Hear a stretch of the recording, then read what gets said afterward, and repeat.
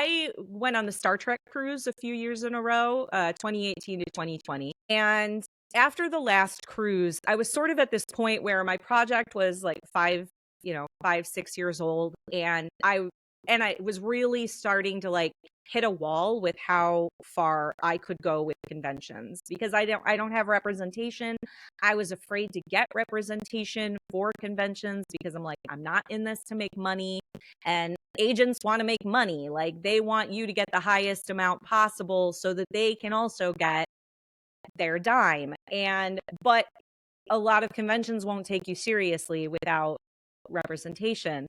And so I knew some folks who knew the VP of brand management at Star Trek. And so they were like, just find his email address and send him an email.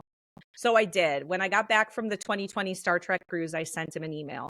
Now, the irony of this was that the 2020 Star Trek cruise, I got back home and went back to work. My first day back to work was March 10th, 2020. The Star Trek cruise went March 1st through March 8th, 2020.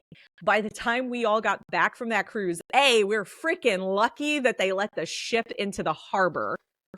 B, less than a week later, the whole world was in lockdown because of COVID. Yeah. And so, but I emailed the VP of Star Trek brand management, and he emailed me back within 20 minutes. And I pretty much was like, you probably don't know who I am, but like, this is what I do. And this is, what do I need to do to stay good with you all? Like, I just want to sing my silly songs at conventions. Like, that's all I want to do. But I'm having, and he was like, I don't want you to be worried, but I know who you are. I follow you on social media. And I was like, oh no. And he's like, and what was really funny was it was something like, I'm taking my son to the orthodontist right now, but I will write you back in about an hour and a half. And sure enough, he did. And I was like, holy crap. And so he wrote me back and was like, I've been trying to come up with a way, he's like, I've been paying attention to you over the years and I would love to figure out a way to use you.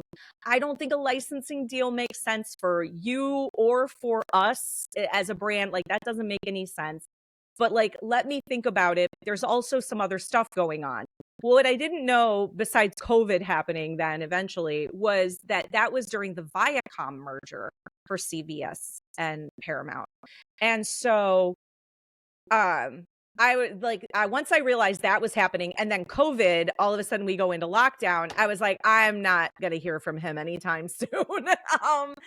But about a year later, actually, it may have even been that fall, but I think it was about a year later, he reached out to me and was like, hey, I might have something for you. Can I give you a call? And I'm like, yeah. like I'm going to say no to that? What? And so that was when, I talked to him a little bit and he's like, so you've heard about Star Trek Prodigy? I was like, yeah. He's like, there's a little bit of Klingon. It's not a lot, but we need somebody to do it because it's a mess what they're trying to do over there, which was basically they were trying to Paramount hole it, which is what we lovingly call what the writer's room ends up doing when they don't have a Klingon language expert. It's a hot mess. So I ended up signing a contract, NDA, and the whole 9 yards, and I could not tell anybody that I was working on it. So it was really fun